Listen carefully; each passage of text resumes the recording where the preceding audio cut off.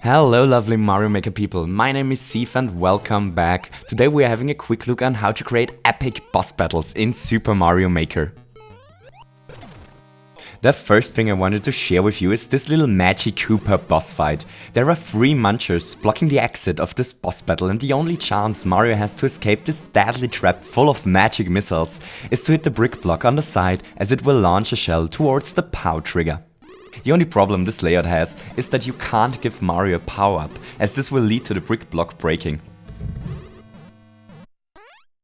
Here's another interesting concept. This hammer bro thought he could outsmart Mario by hiding himself in a clown car in an area Mario can't reach. Sadly for our hammer swinging turtle, he chose a place directly underneath a thwomp. The thwomp is so high on the screen that he will only start to drop down once Mario jumps in front of the hammer bro. Our plumber needs to jump 3 times until the thwomp made his way through the clouds and crushes the hammer bro. Now Mario is able to spin on top of the thwomp towards the exit. Now this idea is also a pretty neat one. Once again Mario needs to get rid of the Muncher's tower blocking the exit door, but this time he needs to go either to the right or to the left of the screen in order to trigger the Bullet Blaster Bill's power block mechanic. While this boss fight might look pretty standard to you, it turned out to be really hard. It took me like forever to record this, but in the end I was able to do it. Hooray! Once all the enemies on the top are dead, Mario only needs to jump on top of a Goompa's head and is able to proceed. Now this is one of my favorites. I like to call this boss the burning fish train. Mario needs to bounce his way around this dangerous room while the burning fish train will come closer and closer. If our Italian friend manages to survive until the boss reaches the end of the tracks, he will ignite the bomb and the way to the goal will be free again. I had a ton of fun with this boss concept. It's so cool to bounce around all these burning obstacles. You can also create this boss room with every enemy you want. All you need to do is to put a Pobobo fireball behind the enemy of your desire and you are free to go. For this boss room we create ourselves a super enemy. The tracks layout you can see on the right side will stack all the enemies on the same place, and suddenly we have a beetle shooting magic missiles and throwing wrenches towards Mario. I'm really glad this kind of beetle does not exist in the real world. There is also a bomb hidden underneath our mutant beetle, and once the firebar reaches him he will ignite and later explode, ending this nightmare for Mario. Here we have a boss fight with 2 phases.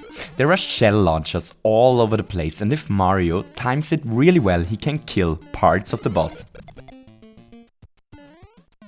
Wow, that was close. Did you see this? So anyway, once the first phase is over, Mario will be trapped with the boss in a small room. The more parts he destroyed in phase 1, the less things will then shoot stuff towards him.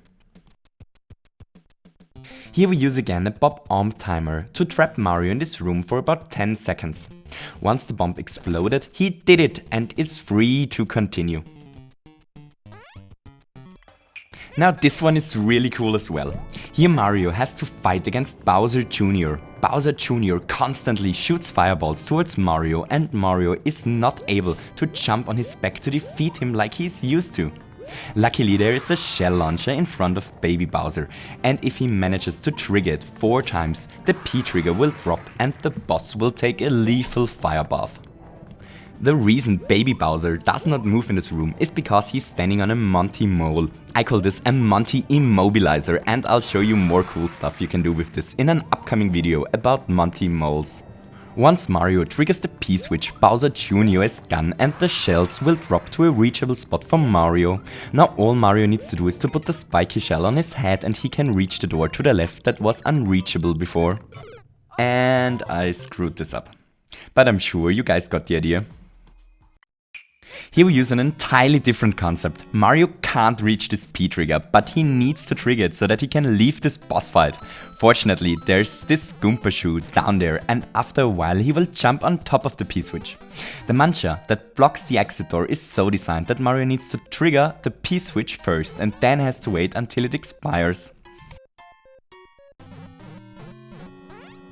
And as our last idea we have a boss fight against the Turtle King himself, Bowser. In the Wii U theme, Big Bowser will chase Mario at about the same speed the auto-scrolling has. You can create some pretty tense levels where Mario needs to run away from Bowser's fireballs, but you have to be careful with the layout of your platforms, as Bowser tends to commit suicide in the lava. And that's it for today and for boss fights. I sincerely hope you enjoyed the video. If you did, give me a thumbs up, and maybe you feel especially brave today and want to hit the subscribe button as well. If you know about any way to create a boss fight that I did not cover, feel free to tell me about, or even better, just leave me a level ID in the comments so that I could check it out. I hope to see you soon with even more tips, tricks and ideas in Super Mario Maker. Goodbye!